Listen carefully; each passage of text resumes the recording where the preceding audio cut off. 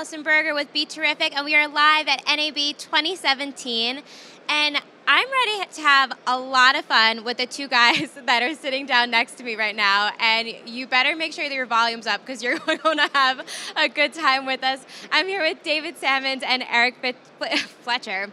We were talking too much before that you told me your website too many times that it's just like, whoop. Oh, my sleep. How can you miss it? I know, right? How are you guys doing? Great. Yeah? We're having a great time. Good. My feet are tired, but I'm great. Yeah. If only NAB had a massage booth set up for us. If it had like scooters. Oh, they do for VIPs. They didn't. You didn't get me on that list. You didn't get on the list. I guess that's like a first timer's no go. Yeah, we get one in the morning, one in the evening. I got to get on that list for next year. I just wish they had like hover rounds for everybody, so you just drive and then bumper cars and hit everyone. Yeah. Like 10 points. Oh heck yes! It'd be great if it had like a scoreboard on it. Yeah. And like a drone that would come off of it. Yeah. Just fly around. Hit a pedestrian, get 50 points. Hit another hover round, get 10 because that's too easy. Yeah, I like that. I think we just came up with a new product. A convention product. So I know you have been on BeTerrific a bunch of times. Yeah. This is my first time dealing with you. Yeah, what am I in for? I actually had a morning show last year. Apparently not this year. No. you did a whole show last year? I did a show every morning last year. Talking what was it about, called? Was it Talking with Eric? It was a Fletcher Artist Report where we basically talked about everything on the floor. He does know just about everything. He knows exactly where everything is, too. I believe weird. that. You know, I saw on your website that you have a philosophy, and I'm really intrigued to know what your philosophy is. Let's talk about the philosophy with your career. Do you know that this says this about you on your website? I don't remember, and I should. I wrote it. What does it say? It says that your website, you can learn about your philosophy on your website. Oh. I did my research on you, Eric. Yeah, you did. Well, one of my philosophies is never let your gear limit you. Okay. Oh, that's smart. So, yeah, that's true. You know, I really get annoyed with gear that tries to limit me because I don't want to say no to a director or a DP on set. I want to tell the story. I want to tell it visually, and I want them to get what they want along with what I'd like to add. Right. Do you have a philosophy? Less is more. I try to keep the technical side of what I do as streamlined as possible.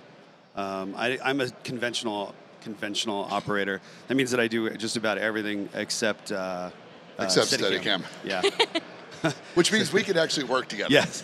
and I've learned that doesn't happen very often with camera operators and amongst the guys that are in your society. Steadicam operators rarely ever work with each other. Yeah. I was on a show where we actually did carry two A-camera Steadicam operators, and that was True Blood. Yeah, but that was because that show split off into 2 units pretty much full time. So that way there was a continuity. Right. And I work on shows too where they'll just have 2 conventional operators, and then we'll bring in a Steadicam operator if we have a special shot that they want to do. You can get the best guys that way, usually, unless they're booked on a big feature or something. But nowadays in television, you have to be able to do everything all the time. So having one Steadicam and one conventional operator is pretty much the standard nowadays. Well, I think that's what's nice about the Society of Camera Operators is that, you can share information, you can get together, because it is rare that I'm obviously an honorary member already. I was given that title. That's how I know these things. It's great. You get the opportunity with the SOC, we get the opportunity to really talk about not just the craft, but what we're doing, but we can also kind of talk about what's going on our shows, and it's somebody who actually understands what we're going through, what we're dealing with. Or they've worked with some of the people we're talking about, and we're like, gleaning information like, oh, what was this director like? Did you have a good experience?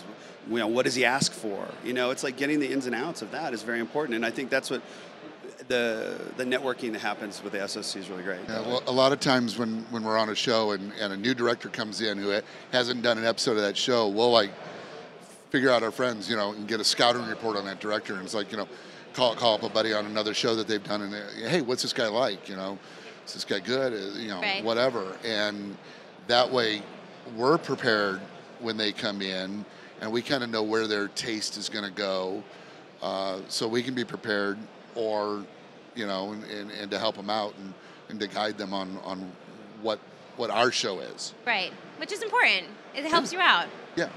Now, tell me a little bit more about the society and like what you're involved in, because I've heard a little bit from everyone that I've been talking to lately. Sure. Go ahead. What isn't he involved in? I think is the question. Well, I'm not involved in the election board. That's you. Yeah. I am. I actually have a title with the SOC, along with being a board of governor member, which David also is. I am the technical chairperson of the SOC. I oversee the technical awards, which are given out in our awards banquet in February. I help manufacturers submit for awards. I help identify the manufacturers that should be submitting. And then in the latter half of the year, late around October, November, we're trying to do it sooner. I put together the demo day or demo days in which the manufacturers will come bring their product, demo it to a jury panel, which Dave was on, of operators that, we work on shows. We know what we're doing. We have a couple feature guys. We have a couple TV guys. And we'll take a look at a product and we'll try to determine which one should get recognition. This year we had 13 manufacturers, 14 or 15 products demoed over the period of one day. Wow. And then we all had a rather long and spirited and fun discussion. Yeah, it was a great discussion. It was a long discussion, but I also had a sense of like, we really are at a conundrum here because we have a few things that are really fantastic. And there was the day-to-day use object that we were talking about that made a big difference in our lives as operators, like things that we do to fix shots during in the moment when we're shooting. And then there was the big grand technical design stuff that you're just in awe of. Yeah, it's like a $500,000 product, and it's like, wow. So I think what happens is you get into that room, and all of us have our own opinions about it, and so it took a while. Yeah, and it was a fun discussion because we each had opinions from experience, and sometimes we're all going, I didn't think about it that way. That's kind of interesting, or I've never used it like that.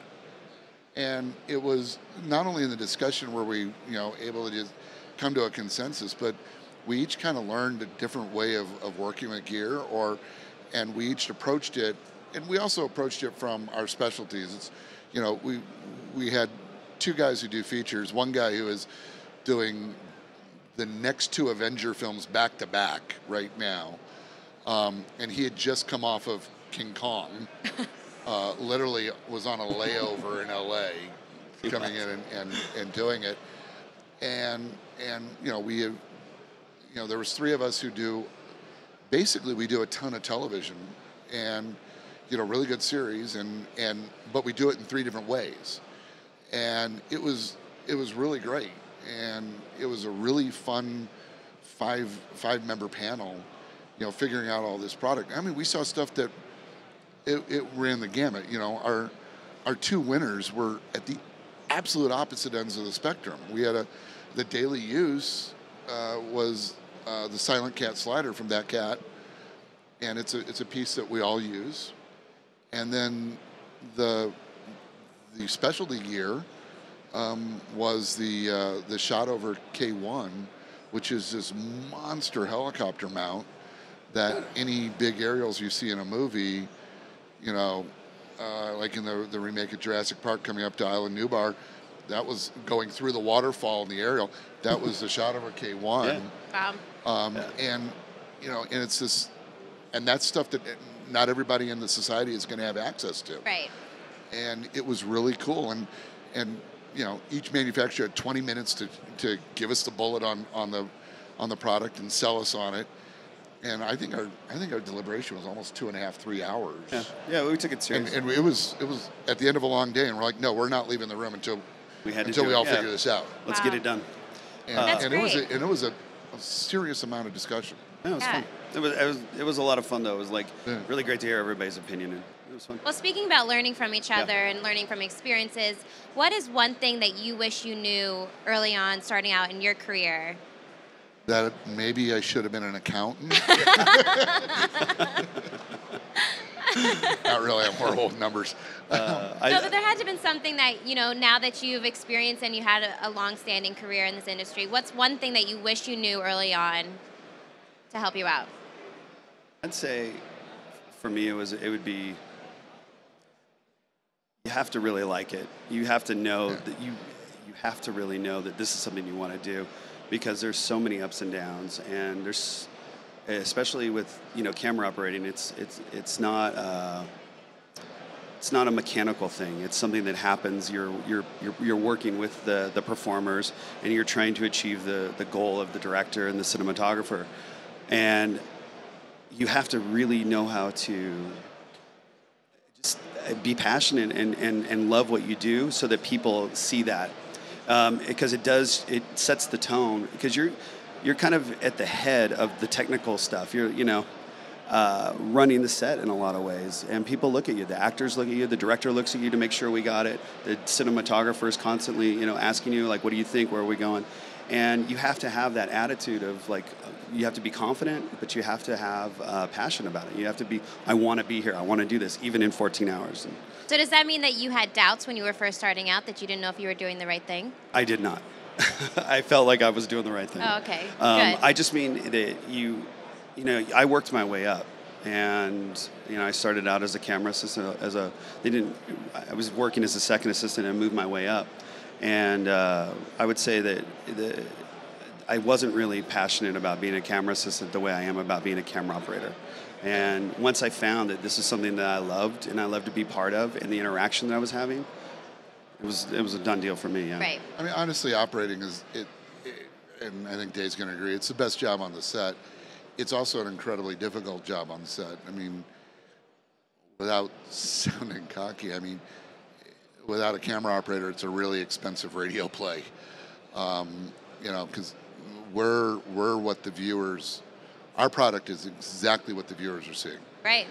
The DP lights it, but we're framing it, and we're trying to tell a story, and in doing so, it's 14 hours a day, and you end up having these fantastic relationships with the actors, because we're their closest ally on set, and we're the person they actually deal with the most.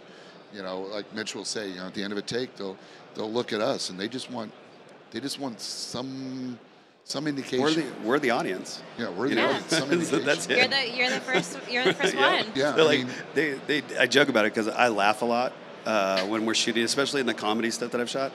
And the actors will look at me like, he's not laughing. Dave's not laughing. Okay, we got a problem here. This isn't funny. And then they change it, or they make it, and not that I'm the only litmus test, but they know, they're like, oh yeah, I could tell what you didn't like it. It wasn't funny, right? We got to do it again, right?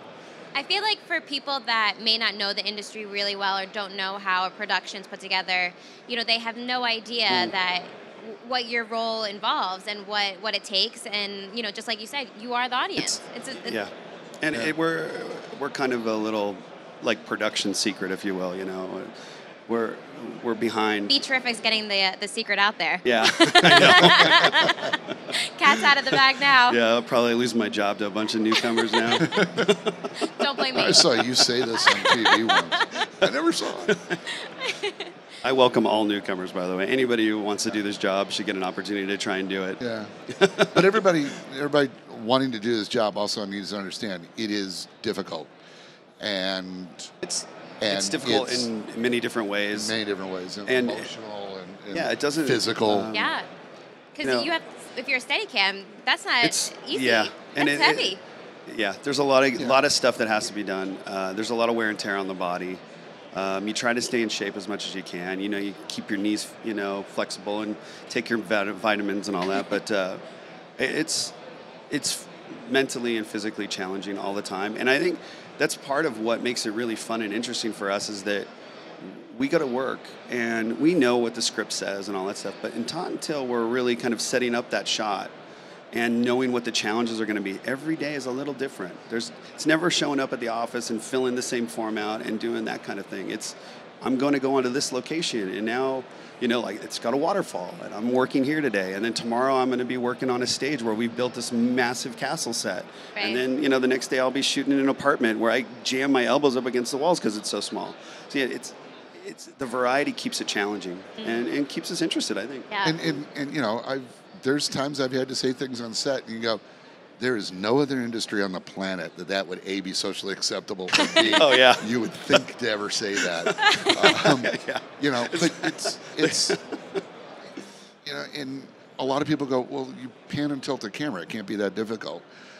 No, it is. And It can the amount of mental power that we're having to expend every day, because as the operator, okay, we're working with the dolly grip, the first AC, to make the move, to do the focus pull. We're trying to interpret what the DP is saying. We're trying to interpret what the director is saying. Sometimes mom and dad are fighting, and we're trying to work that out. You do work as a middleman, and you do you want to keep a harmony on the set. It's like, you know, and the people that back us up, our assistant, our focus puller, our second assistant, our dolly grips, they're is just as important to the set as everyone else. And they're more important to us because sometimes we're doing things on the fly, and it's like you got to get a guy that wants to go there with you. You know, like the dolly grip's got to know he's got to move in a little further, and the focus puller's got to know that he's going to have to make the change on the focus. I've always said it's a triangle on the dolly. There's a focus puller, a dolly grip, and camera operator, and neither one of them, none of the three of us are more important than the other, but none of the three of us can slack off either. We all have to be on our game, because if any one of us fails, the team fails, the shot fails. We don't tell the story as well. And when you get a great dolly grip and a great focus puller, it's amazing what you can do, and it's amazing what emotion you can portray on film, and just how you can tell the story. Yeah. And my favorite dolly grip, I mean, the first day I ever worked with him, I was on a crane, and I was like looking at the rehearsal going, this is a difficult shot. You know, there's a lot of arming in and out, moving the base, swinging the arm. I've got to, hit a bunch of things on the head. We're finishing the shot by sticking the nose of the crane through a window. I'm like, there's 1,000 different ways we're going to fail. And I looked at Daryl and I was like, we got this? He's like, don't worry about it. I'm like, all right. So, Daryl on board. And we do the first take, and I'm just like, oh, I like this guy. Yeah. I'm going to have such a great time working with him. I did a shot, 2 weeks ago, and director comes over to me, and the DP like, you nailed it. That was awesome. And I looked over at Tony, my dolly grip, and it was all him. I just sat there watching the eyepiece because he hit the move just right as we were pushing in and booming up, and the story got told, and I didn't even have to do a single thing. And when directors do that, it's amazing when it works. When directors do that to me, I went, he did it, not me. I was along for the ride. You share the love, definitely. But I love what you just said, that, it's a team effort, and it's an equalateral triangle. Oh, it totally That's your is. new philosophy. Add that to the website. New philosophy. Okay, I have to remember that. Someone write that down. But when it comes to looking back on both of your careers, what's one... Oh, God, looking back, does that mean they're over? No. Okay. I got a few more years before I retire. We're looking back over and taking it in and enjoying the memories. All right. So if there's one memory that sticks out as best, worst, whatever you want to tell me, what's the one memory when you think about your career and what you've accomplished that always Does that have to be a camera operator moment?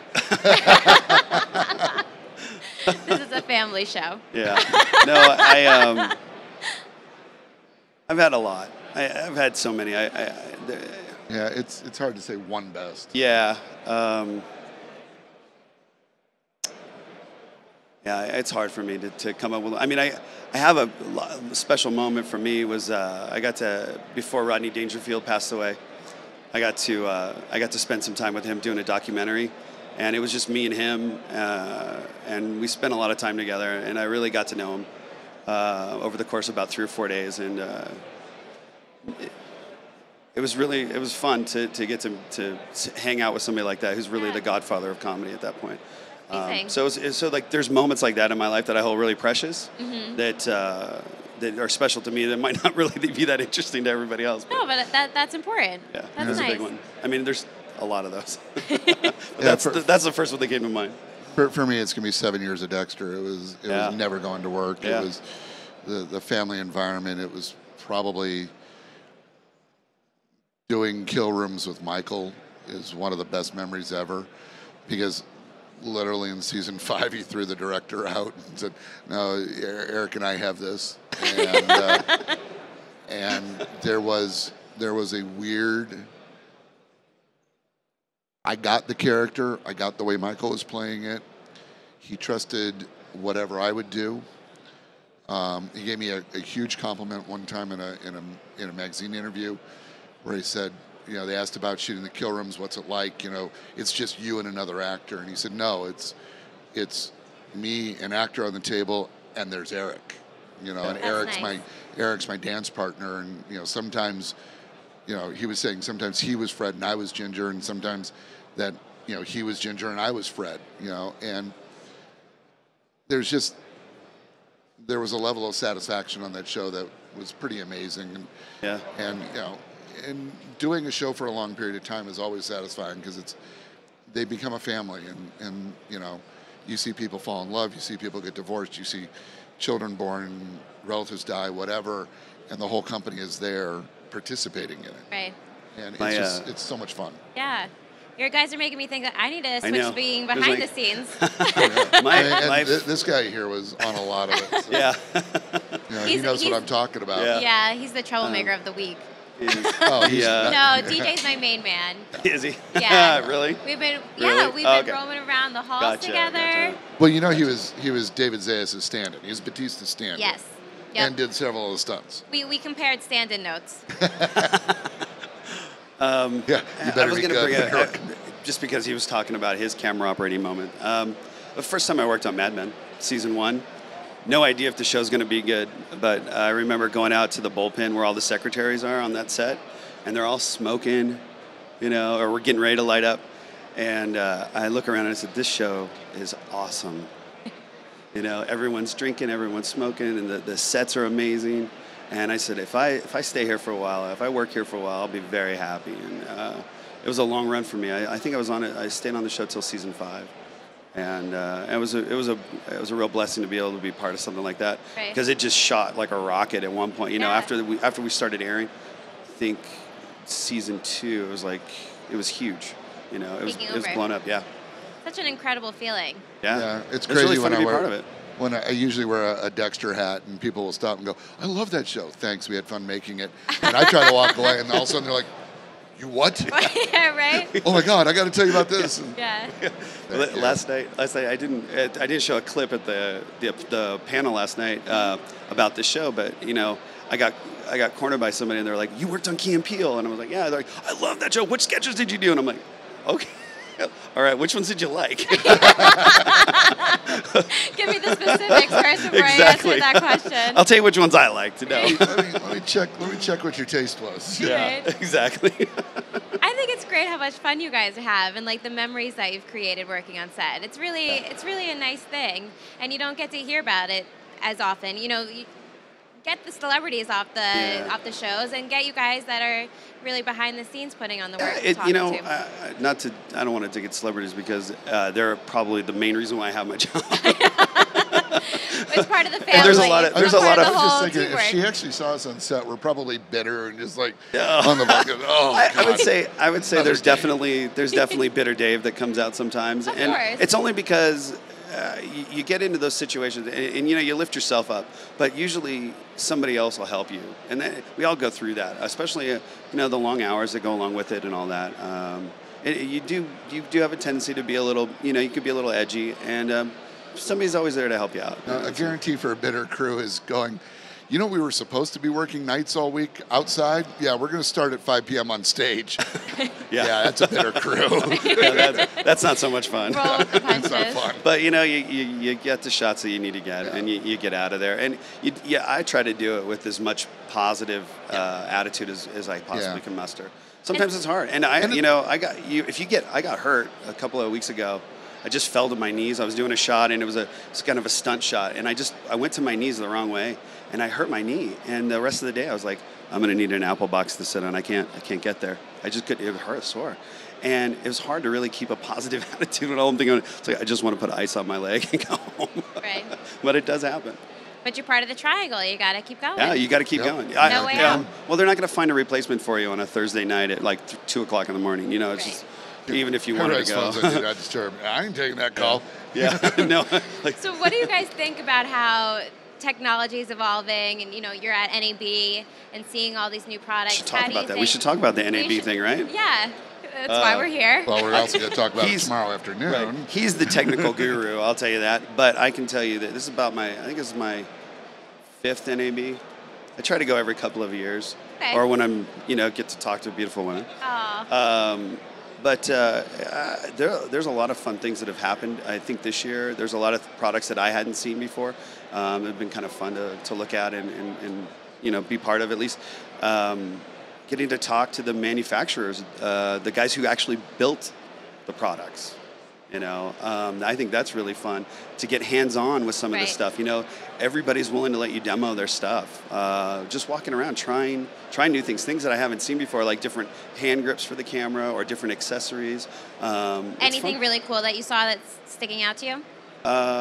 Yeah, there's a lot. I would say there's a couple of lenses that I really liked. The Sky Techno Crane. Have you seen that? The Sky Techno Crane was really great. It's a Your eyes just lit up when you said that. Yeah, a little bit. Yeah. It was pretty awesome. It's total geekdom time at that point. It's just like, okay, that's way cool. Yeah, because they took a Techno Crane and turned it upside down, so you could work it from a base that's above the floor. So it's great for live stuff. I was trying to figure out ways to implement it in what we do, trying to tell stories narratively. Is how would we do that? How could I utilize this piece of equipment? And I think that's the fun part about being here, is that you can kind of go, oh, maybe I could try it this way. Oh, that seems like it'd be a lot easier than the way I've been doing it. Whether it's just a configuration of the camera. I mean, there was some Steadicam stuff that we saw too this year that was really great. That's awesome. Anything? The Sky Techno is probably right now my favorite. Because it does solve some problems. I made a suggestion to the guys, and they were like, "Why didn't we think about that?" And all of a sudden they're like, "It could be even cooler now." It's like, yeah. I think that's been happening with a lot of the guys that are exhibiting their products here. The interesting thing is a smart exhibitor is going to listen to what everybody says, and they're going to have a thick enough skin not to be offended when we go, what exactly were you thinking? Yeah, I think the attitude of almost all the vendors has been like, how can I make it better? What do I need to do? Yeah. You work with it. You work with this piece of equipment. Tell us how to make it better. And that's really cool. And it's interesting because the trend is to listen to us more in the last 8-10 years than it was before that. Before that, manufacturers are pretty much set in the ways that they wanted to do something, and we're like, no, you learn to work with us. And now, because there's so many manufacturers, in order for them to have the advantage, they're like, what do you want better? What can we do to change this to make this better? A great example is Cartoni added the third axis to the Lambda head. That's really great. That came out of several conversations of what we didn't like about the existing Dutch heads. The fact that it's outside the arc. Yeah. And they put this one turns inside the arc. So now the lens stays more centered and it doesn't move side to side. Did you see she went glossy there when you started talking technical like that? No. Come on. Come on. But and that's an example of a manufacturer that literally, I was speaking to them about this in September, and they have it on the floor, and that's the speed that manufacturers are starting to listen. Are you getting a percentage now? I don't know. You didn't work that into the deal? The problem is we end up giving so much away because it makes our life easier. Yeah, it's like, how can I make my life easier? Right. And like I said, I work with all kinds of technical stuff, but the more streamlined I can make it from my job, the easier it is for me. It takes the thinking out. And that one little moment where I have to be so present with the actor or whatever we're shooting, whether it's, it can be any subject, but in order to get that captured properly, I need to be focused on that, what's happening in those 4 little lines. and I don't want to be baffled with technical stuff that's going to hinder me from doing that. Right. Well, I've been enjoying focusing on the two of you for the last while. Thank you. It's been very enjoyable talking to you guys and learning so fun. much about your careers and what's going on in the industry. It's really nice. So thanks for hanging out with me. It was Not a fun. problem. I think we mission accomplished. I laughed a lot. I hope you did. I did. Yeah. We're laughers. Yeah. It's a good thing. I think We'll we live succeeded. long. It's healthy. Very nice. Well, thanks, guys. Thank you. All right, everyone. I'm Allyson Berger, and stay tuned for more on BeTerrific.